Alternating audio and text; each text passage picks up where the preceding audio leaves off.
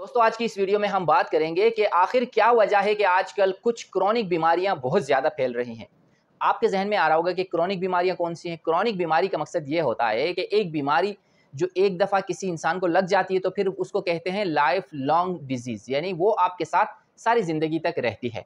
उसमें सबसे पहले है डायबिटीज़ यानी कि शुगर का मर्ज़, दूसरे नंबर पे आता है ब्लड प्रेशर यानी कि हाई फिशार खून, और तीसरे नंबर पे आता है कोलेस्ट्रॉल।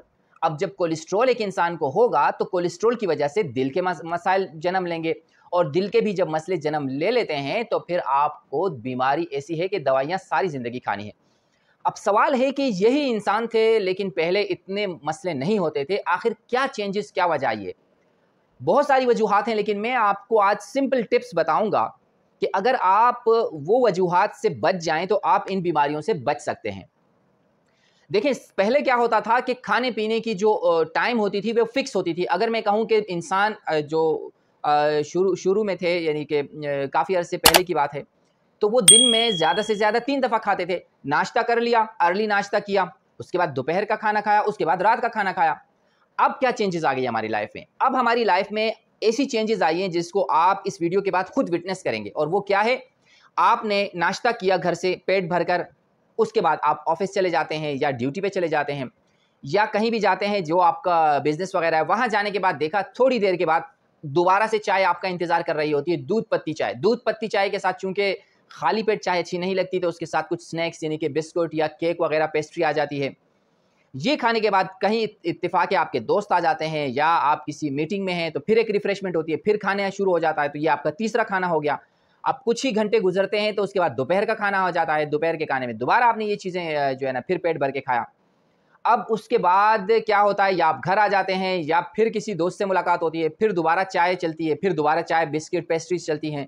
इसी तरह दिन में जहाँ पहले 3 दफ़ा खाना खाया जाता था, अब 6 से 8 दफ़ा खाया जाता है। और उसके साथ-साथ आजकल तो चूँकि हर चीज़ रेडीमेड मिल रही है, आपको कोई भी चीज़ पैकेट में मिलती है, आप खोलते हैं और खा लेते हैं। अब जब इतना सारा खाना इंसान खाएगा तो ये खाना जाएगा किधर? इसमें ज़्यादातर अगर आप देखें तो कार्बोहाइड्रेट्स हम खा रहे होते हैं जिसको निशास्ता कहते हैं। अब ये निशास्ता जब हमारे जिस्म में जाता है तो जिस्म के अंदर जो मशीनरी लगी हुई है इस खाने को डाइजेस्ट करने के लिए, हज़म करने के लिए, वो भी एक वक़्त आता है कि एग्ज़ॉस्ट हो जाती है, थक जाती है, उनका हार्मोनल इम्बैलेंस शुरू हो जाता है, और साथ के साथ ये जो कैलोरीज़ है ये एक्स्ट्रा आपकी बॉडी में स्टोर हो रही होती है।